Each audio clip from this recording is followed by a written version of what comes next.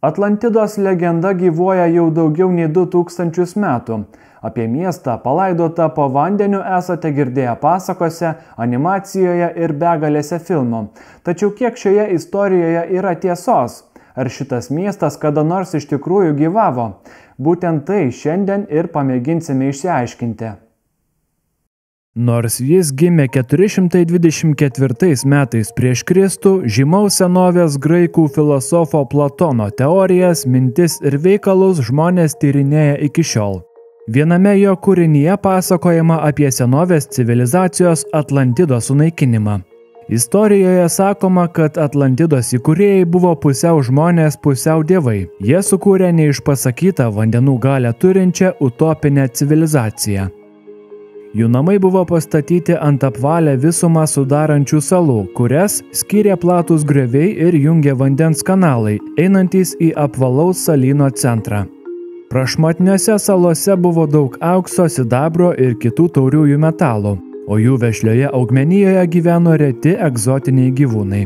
Pačiame salyno viduryje buvo centrinė sala, kuri buvo Atlantidos imperijos sostinė. Pasak legendos, kartą nevaldomų stichijų pagalba visas šis salynas kartu su jo gyventojais amžiams nuskendo po vandeniu ir iki dabar ilsisi kažkurio vandenyno dugne. Istorijoje neatskleidžiama, kur buvo Atlantida. Vieni svarsto, kad Viduržemio jūros regione, kiti, kad prie Ispanijos krantų arba kažkur tolimoje Antarktidoje. 1679 švedijos mokslininkas Olaus Rudbeck išleido knygą Atland, kurioje bandė įrodyti, kad Atlantida buvo Švedija, o visos žmonijos kalbos išsivystė iš švedų. Filosofai juokauja, kad galite durti bet kur į gaublį ir tai tikrai bus vieta, kur nors kartą kas nors spėjo ten esant Atlantidai. Platonas sakė, kad ši vieta egzistavo dar prieš 9000 metų nuo jo paties. Teigia, kad ši istorija buvo perduota iš kartos į kartą per poetus, kunigus ir kitus šviesuolius. Bet šio filosofo istorija yra vienintelis mums žinomas šaltinis apie Atlantidos egzistavimą. Mokslų daktaras, kultūrų, kalbų ir literatūrų ekspertas Džeimsas Romas sako, kad akivaizdu, jog Atlantidos legenda yra tikrų tikriausias pramanas. Tai istorija, kuri užvaldo vaizduotę. Tai puikus mitas, jis turi labai daug elementų, apie kuriuos žmonės gali fantazuoti, sako jis. Labai mažai mokslininkų, kurie tiki Atlantidos egzistavimu. Vandenynų tyrinėtojas Robertas Ballardas, kuris atrado Titaniko griaučius, kartą sakė, kad nei vienas Nobelio premijos laureatas nėra pasakęs, kad Platono teorija yra tikra, o tai neva geras indikatorius susidaryti bendrą vaizdą.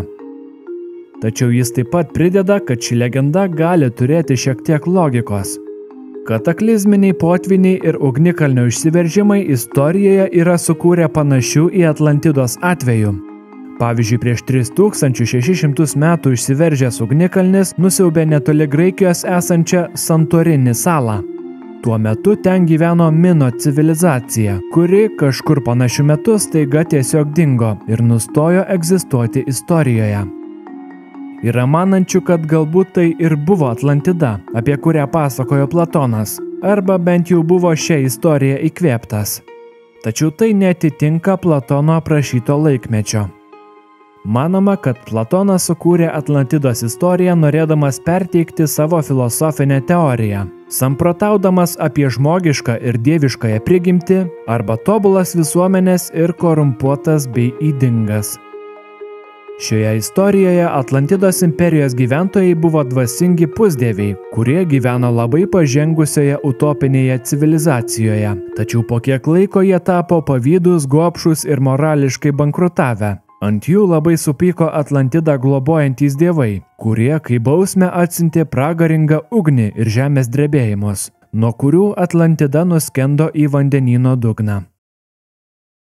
Ar Atlantidos egzistavimas buvo istorija ar tiesiog metafora, žmonės nesutarė iki pat šiol. Kartas nuo karto mokslininkai po vandeniu atranda išnykusių miestų griaučius, pavyzdžiui prie Ispanijos ar Bahamose, ir kiekvieną kartą kas nors iškelia klausimą, gal tai ir buvo toji Atlantida.